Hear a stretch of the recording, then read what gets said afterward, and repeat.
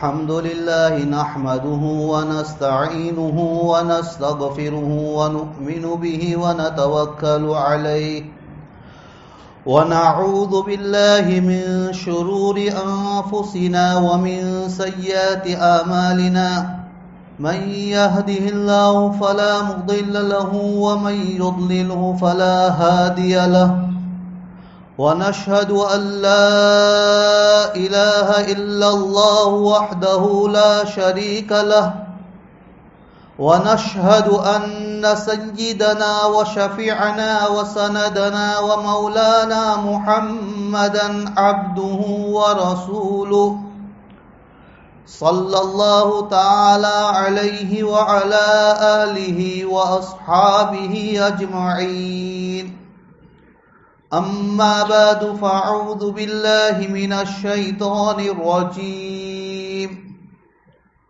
بسم الله الرحمن الرحيم يا أيها الذين آمنوا ادخلوا في السلم كافة ولا تتبعوا خطوات الشيطان إنه لكم عدو مبين وقال تعالى في مقام آخر يا أيها الذين آمنوا قوا أنفسكم وأهليكم نارا وقال النبي صلى الله تعالى عليه وسلم من تمسك بسنتي عند فساد أمتي فله أجر 100 شهيد أو كما قال عليه الصلاة والسلام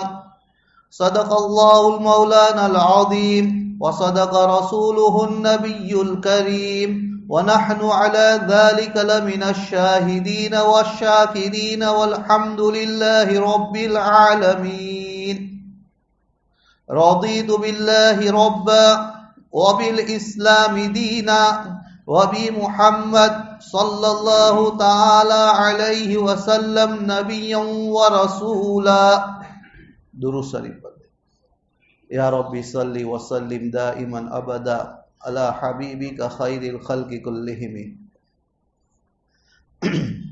بزرگان محترم اور عزیز ساتھیوں،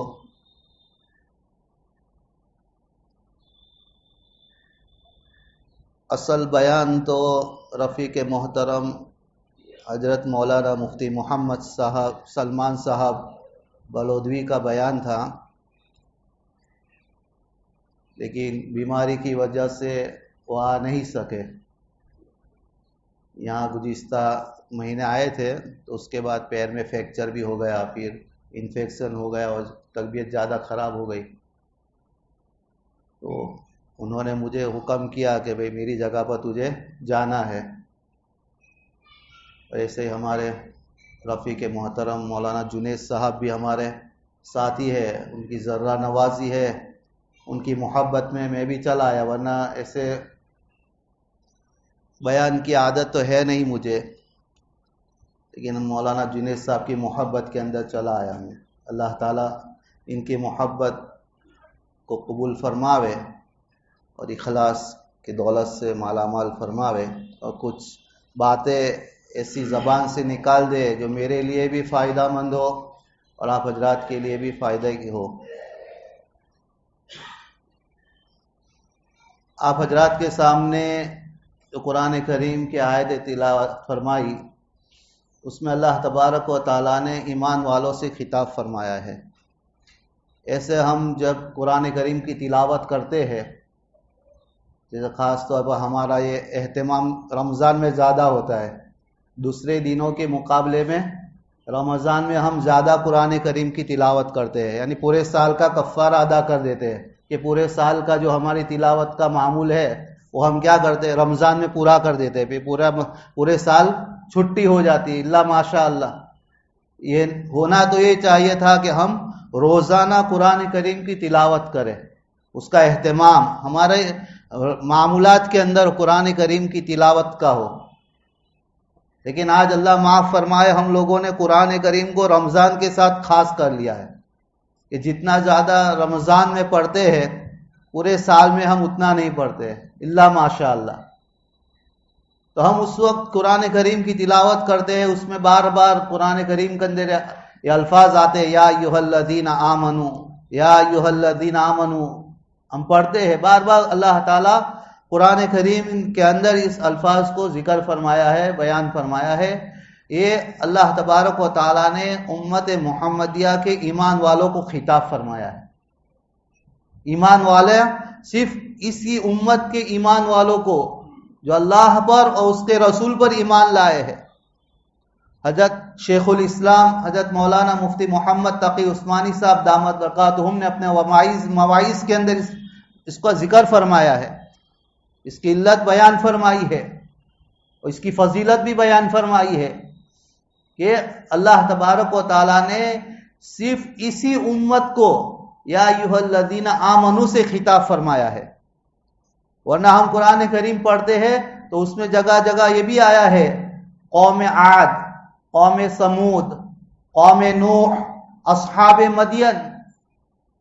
تو اللہ تبارک و تعالیٰ چاہتے تو اللہ تبارک و تعالیٰ قوم محمد بھی کہہ سکتے تھے، یا ایھا الناس بھی کہہ سکتے تھے، لیکن حضرت فرماتے ہیں کہ اللہ تبارک و تعالیٰ نے اس امت کہ افراد جو ایمان والے ہیں، جو اللہ پر اس کے رسول پر ایمان لائے ہیں، اللہ تبارک و تعالیٰ نے اس الفاظ کے اندر اللہ تبارک و تعالیٰ کی محبت ٹپکتی ہے. خطاب کے اندر یا ایھا الذین آمنو کے اندر جو اللہ تعالیٰ فرماتے ہیں اس میں اللہ تبارک و تعالیٰ کی ایمان والے بندوں کی محبت وہ ظاہر ہوتی ہے. اس کی مثال حضرت نے فرمائی کہ ایک باپ ہوتا ہے، اسے اپنے اولاد سے اپنے بچوں سے محبت ہوتی ہے، لیکن اگر وہ باپ اپنے بیٹے کو نام لے کر پکارے گا، اسماعیل یہاں پر آ، احمد یہاں پر آ، تو اتنی اس نام لے کر بلانے کے اندر جو محبت ظاہر ہوتی ہے اتنی محبت بتایا کہ نام لے کر بلانے میں ظاہر نہیں ہوتی جتنا باپ اپنے بیٹے کو بیٹا کہہ کر پکارے گا. بیٹے یہاں پر آؤ، بیٹے یہ کام کر لو، تو اس سے باپ کی بتائے کہ دل کے اندر جو بیٹے کے محبت ہوتی ہے وہ جھلکتی ہے، وہ ظاہر ہوتی ہے. اس لفظ بیٹا کے اندر وہ محبت ٹپکتی ہے، ظاہر ہوتی ہے کہ باپ کے دل کے اندر بیٹے کی جو محبت ہوتی ہے یہ وہ نام لے کر پکارنے سے وہ ظاہر نہیں ہوتی اتنی جتنی بیٹا کہہ کر پکارنے میں ہوتی ہے. تو یہاں پر اللہ تبارک و تعالیٰ نے قرآن کریم کے اندر امت محمدیہ کے افراد کو، ایمان والے جو ایمان لائے ہیں ان کو اللہ تبارک و تعالیٰ نے قرآن کریم کے اندر جگہ جگہ پر یا ایھا الذین آمنو یا ایھا الذین آمنو سے کیا ہے خطاب فرمایا. یہ وہ لوگ جو اللہ پر اور اس کے رسول پر ایمان لائے ہیں. تو اس سے اللہ تبارک و تعالیٰ کی امت، اللہ کے نبی علیہ الصلوۃ والسلام کے امتی اور جو ایمان لائے خاص طور پر ان کی محبت اس کے اندر ظاہر ہوتی ہے. اسی کے متعلق حضرت مولانا تقی عثمانی صاحب دامت برکاتہ نے ایک واقعہ لکھا ہے علامہ شبیر احمد عثمانی رحمۃ اللہ علیہ کا، جو ان کے رشتے دار ہوتے تھے. وہ حضرت فرماتے ہیں کہ علامہ شبیر احمد عثمانی رحمۃ اللہ علیہ ہمارے گھر پر تشریف لایا کرتے تھے ملاقات کے لیے، خاص طور پر جب حضرت کی والدہ، حضرت کی دادی بیمار تھی، اس وقت علامہ شبیر احمد عثمانی رحمۃ اللہ علیہ بارہا ان کی عیادت کے لیے تشریف لاتے تھے. وہاں تقی عثمانی صاحب دامت برکاتہ ان کی دادی کی عیادت کے لیے علامہ بارہا تشریف لاتے تھے تھوڑے تھوڑے دنوں کے اندر. انتقال کے بعد، ان کی دادی کے انتقال کے بعد حضرت جب تشریف لائے گھر پر، اس وقت حضرت نے بات بتائی کہ میں جو آپ کی دادی صاحبہ کی عیادت کے لیے جو بار بار آتا تھا،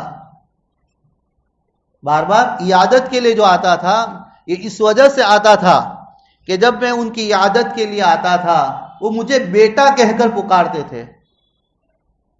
آپ کی دادی صاحبہ مجھے بیٹا کہہ کر پکارتے تھے، تو اس بیٹا کہہ کر پکارنے کے اندر جو میرے دل کے اندر ایک کیفیت پیدا ہوتی تھی، ان کی ایک جو محبت میرے دل کے اندر پیدا ہوتی تھی، وہ کیفیت اور وہ عظمت و محبت بتایا کہ لوگ مجھے علامہ کہہ کر پکارتے تھے، بلاتے تھے، اور عالم کہہ کر، مولانا کہہ کر، مفتی صاحب کہہ کر بلاتے تھے، اتنی محبت اور اتنی عزت میرے دل کے اندر نہیں آتی تھی جتنا آپ کی دادی صاحبہ مجھے بیٹا کہہ کر پکارتے تھے، اتنی بتایا لذت، اتنی محبت میرے دل کے اندر ابھرتی تھی۔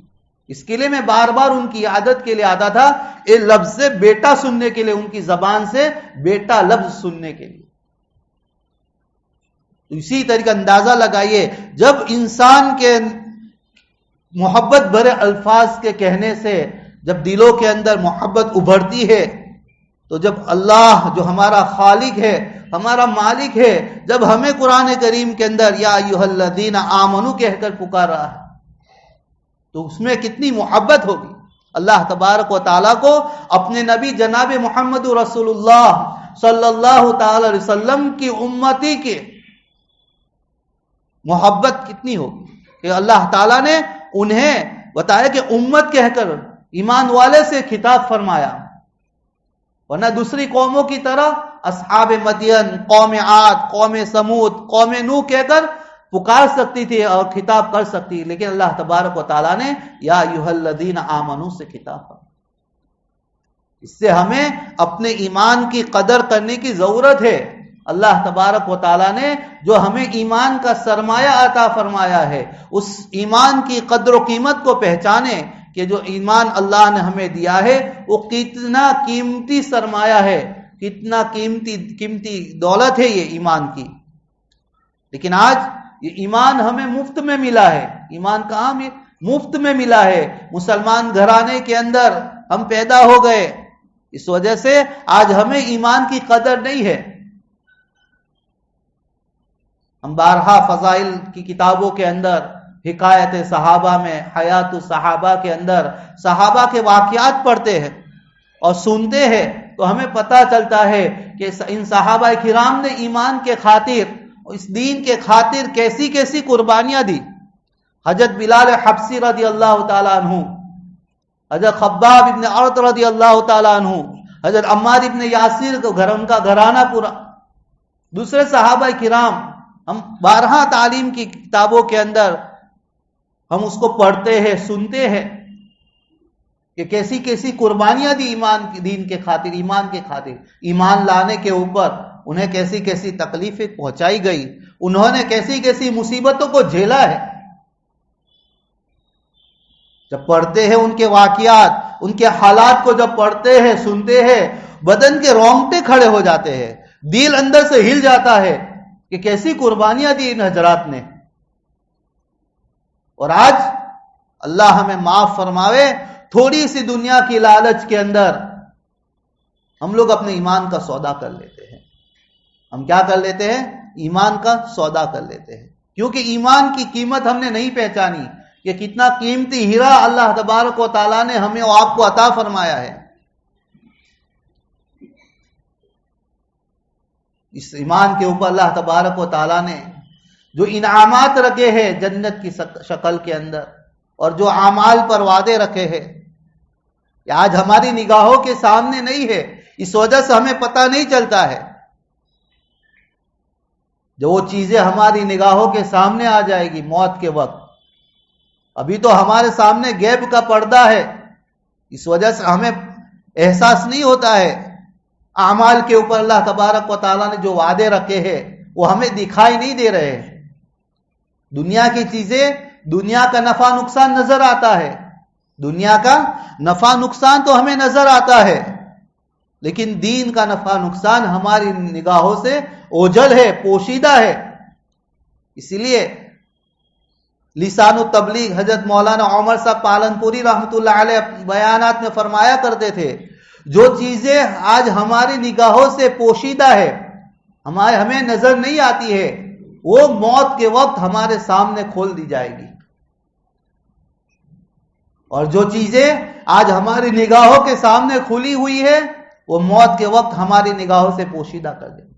یعنی دنیا کا جو نفع نقصان ہماری نگاہوں کے سامنے ہے کہ معمولی سے دنیا کا جو نقصان ہو گیا، کاروبار کا کوئی نقصان ہو گیا، جان مال کا کوئی نقصان ہو گیا، ہمیں اس کا احساس ہوتا ہے، ہمارے چہرے پر اس کے اثرات ظاہر ہوتے ہیں. کیوں؟ کہ وہ نفع نقصان ہمیں نظر کے سامنے ہے. کوئی نفع پہنچ گیا کاروبار کے اندر، تجارت کے اندر کوئی نفع پہنچ گیا ہمیں، اس کے اثرات ہمارے چہرے پر خوشی کے اثرات ظاہر ہو جاتے ہیں. لیکن ہماری نماز قضا ہو جاتی ہے، ہمارا صبح اور شام کا ذکر چھوٹ جاتا ہے، ہمارے قرآن کریم کی تلاوت چھوٹ جاتی ہے، ہمارے معمولات ناگا ہو جاتے ہیں، ہمیں اس کا احساس نہیں ہوتا ہے، ہماری پیشانی پر بل نہیں پڑتا ہے. کیوں؟ کہ اس کا نفع نقصان ہماری نگاہوں کے سامنے نہیں ہے. پڑھتے تو ہے، سنتے تو ہے، لیکن جو یقین دلوں کے اندر ہونا چاہیے وہ یقین آج ہمارے دلوں کے اندر نہیں ہے. زبان سے تو ہم کہتے ہیں، پڑھتے ہیں، سنتے ہیں، کہتے ہیں، لیکن جب عمل کی باری ہوتی ہے ہمارے قدم نہیں اٹھتے. تو اس کی بنیادی وجہ یہی ہے کہ ایمان کی کمزوری. بنیادی وجہ کیا ہے؟ ایمان کی کمزوری ہے. جب ایمان، یہ اصل فاؤنڈیشن ہے. ایمان کیا ہے؟ بنیاد ہے، فاؤنڈیشن ہے. جس طریقے سے جس عمارت کی بنیادیں اور فاؤنڈیشن جتنا مضبوط ہوگا اتنی وہ عمارت مضبوط ہوگی. جس درخت کی جڑیں جتنی مضبوط ہوگی اتنا وہ درخت تناور بھی ہوگا، سبزہ زار اس کے اوپر آئیں گی، پھل فروٹ اس کے اوپر آئیں گے. اور جس درخت کا تنا اور جڑیں کمزور ہوگی تو اس کے اوپر نہ سبزہ زار ہوگا، نہ پھل آئیں گے، نہ پھول آئیں گے. اسی طریقے سے ہماری ایمان کی مثال ہے یہ. ہمارے بڑے اس کی مثال، ایمان کی مثال دیتے. ایمان بھی اگر ہمارا مضبوط ہوگا، ایمان کا فاؤنڈیشن ہمارا مضبوط ہوگا، اللہ کی ذات و صفات کا یقین، اللہ کے وعدوں کا یقین، نماز کے اوپر اللہ کے نبی علیہ الصلوۃ والسلام نے جو وعدے بیان فرمائے ہیں اس کا یقین ہمارے دلوں کے اندر اترا ہوا ہوگا. نماز کا وقت ہو جائے گا، حی علی الصلاۃ، حی علی الفلاح کی آواز ہمارے کانوں کے اندر گونجے گی، ہمارا دل بے چین ہو جائے گا، اندر سے بے قرار ہو جائے گا، ہمارے قدم مسجد کی طرف اٹھ جائیں گے. یہ کب ہوگا؟ جب اندر سے ایمان بنا ہوا ہوگا، ایمان کی فاؤنڈیشن مضبوط ہوگی، بنیادیں مضبوط ہوگی، تو پھر نماز کے وقت پر دل ہمیں اندر سے ابھارے گا، بے قرار کرے گا. کب میں نماز کی مسجد کی طرف جاؤں، نماز کو ادا کر لوں. ہمارا دل ہمیں اندر سے ابھارے گا قرآن کریم کی تلاوت کے لیے. کہ ہفتہ ہو گیا، مہینہ ہو گیا، 2 مہینے ہو گئے، میں نے قرآن ہاتھ میں نہیں لیا، میں نے صبح کی تسبیحات کو پوری نہیں کی. یہ دل جب ایمان بنا ہوا ہوگا تو یہ بتایا، یہ ایمان ہمیں اندر سے ابھارے گا اعمال کی طرف، نماز کی طرف، قرآن کی تلاوت کی طرف. پھر اعمال ہمارے بدن سے ظاہر ہوں گے، اخلاق ہمارے بدن سے ظاہر ہوں گے، ہمارے معاملات درست ہوں گے، ہماری معاشرت، ہمارا رہن سہن، ہماری سماج سوسائٹی کے اندر رہنا، اٹھنا بیٹھنا، ہمارا کھانا پینا سب سنت کے مطابق ہوگا، شریعت مطہرہ کی تعلیمات کے مطابق ہوگا. اس کے لیے ضرورت اس بات کی ہے کہ ہم اپنے ایمان کے فاؤنڈیشن کو مضبوط کرنے کی فکر کریں. جو ایمان کا سرمایہ اللہ تبارک و تعالیٰ نے ہمیں اور آپ کو عطا فرمایا ہے، جس پر ہم بارہا سنتے ہیں فضائل کے اندر اور بیانات کے اندر، گشتوں کے اندر، کہ اللہ تبارک و تعالیٰ نے اعمال کی قبولیت کی بتایا کہ دار و مدار ایمان کے اوپر رکھا ہے. بہرحال الحمد ماشاءاللہ یہ دعوت و تبلیغ کے سے جڑا ہوا مجمع ہے، جانتے ہیں ہم، لیکن جاننا کافی نہیں ہے. نالج صرف نالج کو حاصل کر لینا یہ کافی نہیں ہے، ورنہ ہم سے زیادہ اسلامی معلومات، ہم سے زیادہ اسلام کے بارے میں معلومات یہود و نصارہ کو ہے. جتنی ہمیں نہیں ہے، ہم سے زیادہ معلومات یہود و نصارہ کے ہیں. وہاں پر ان کے وہاں حدیث و قرآن کے اوپر ریسرچ کیا جاتا ہے. باقاعدہ ہمارے جیسے دارالعلوم میں احادیث کی کتابیں پڑھائی جاتی ہے، بخاری و مسلم پڑھائی جاتی ہے، اسی طریقے سے یہود و نصارہ کے وہاں بڑے بڑے انسٹیٹیوٹ ہے، وہاں پر یہود و نصارہ کے ان کے لڑکوں کو بخاری و مسلم پڑھائی جاتی ہے اور اسلامی تعلیمات پر ریسرچ کیا جاتا ہے. لیکن ان کا حد بتایا کہ وہ نالج تک ہے، ان کا معاملہ نالج تک ہے، اور ہمارا معاملہ ہے اس کو پریکٹیکل طور پر ہماری زندگی کے اندر لانا. فرق اتنا ہے، ان کا نالج ہے، ان کے پاس علم ہے اسلام کے بارے میں، عملی اور پریکٹیکلی طور پر ان کی زندگی کے اندر اسلامی تعلیمات نہیں ہیں.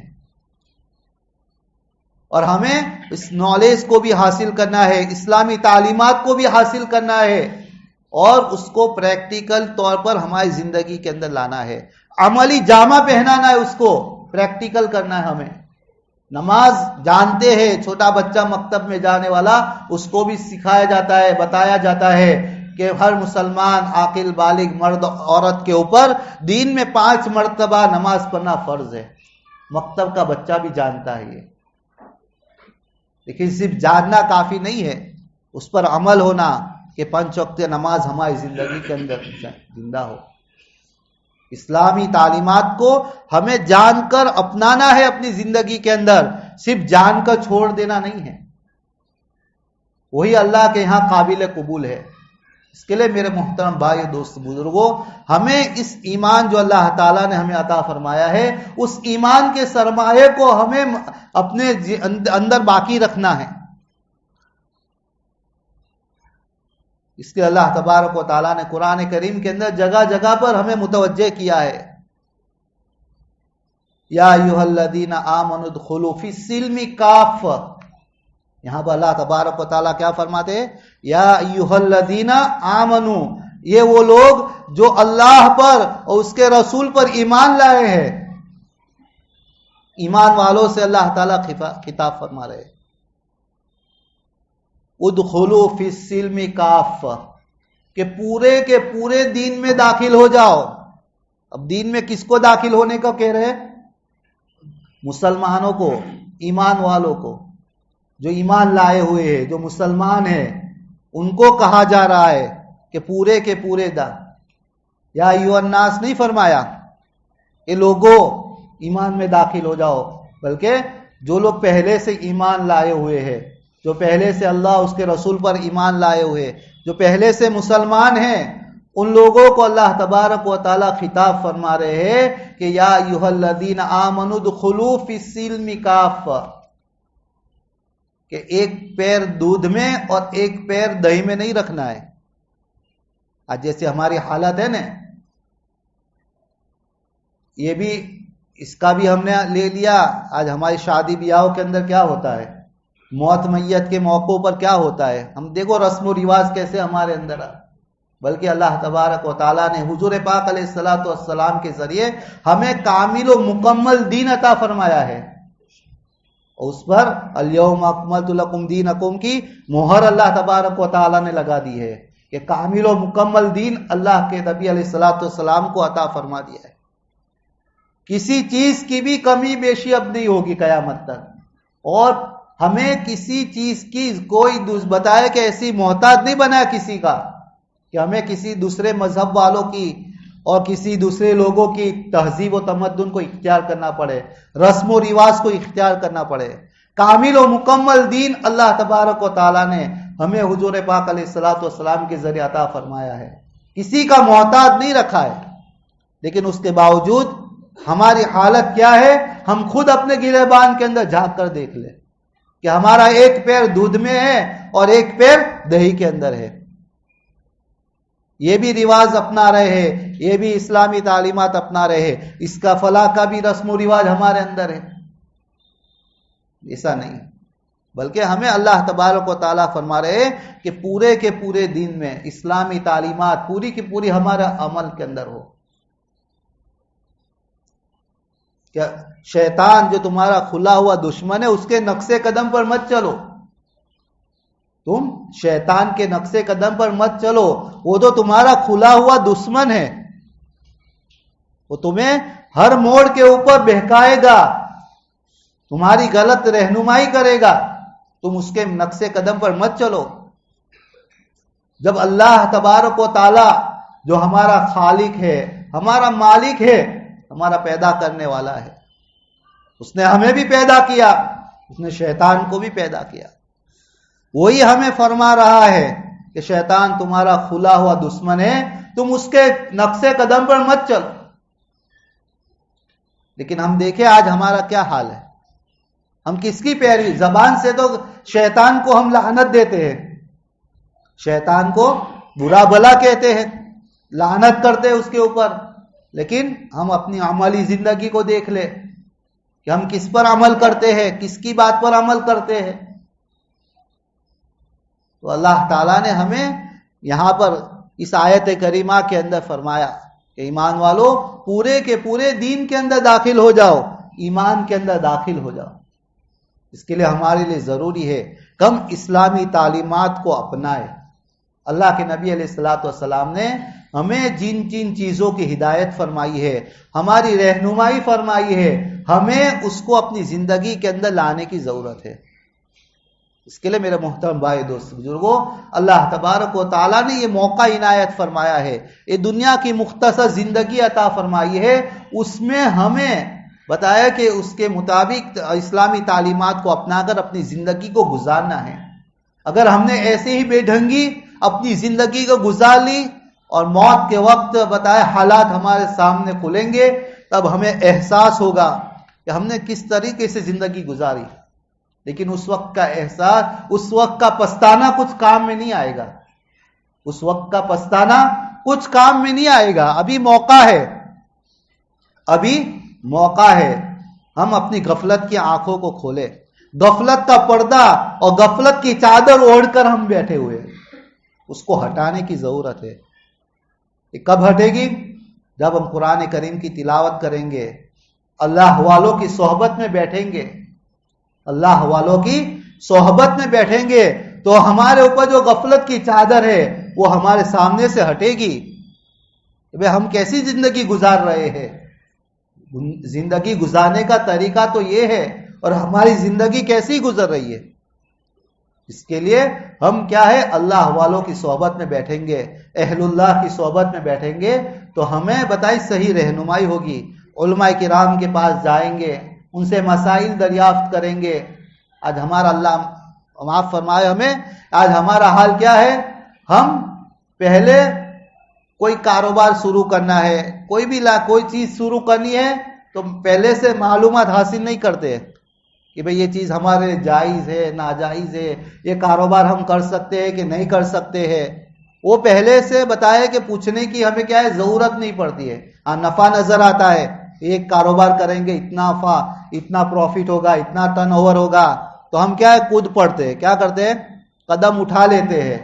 لیکن جب گاڑی پھنستی ہے نا ہماری چکر گاڑی اس کے اندر، پھر ہم رجوع کرتے ہیں علماء کرام کے پاس، مفتیان کرام کے پاس جاتے ہیں کہ اب ہماری گاڑی پھنسی ہے. کیا ہے، شریعت نے پہلے سے ہمیں بتا دیا کہ بھئی کام کرنے سے پورا ہم رہنمائی حاصل کریں، بھئی یہ کام ہمارے لیے جائز ہے، ناجائز ہے. اس کے لیے ہر قدم اٹھانے سے پہلے سوچے، قدم اٹھانے سے پہلے سوچے، اٹھانے کے بعد نہ سوچے. آج ہماری حالت کیا ہے، اٹھانے کے بعد سوچتے ہم لوگ، لیکن ہمیں اٹھانے سے پہلے سوچنا ہے کہ میں جو قدم اٹھا رہا ہوں یہ میرا صحیح ہے کہ نہیں.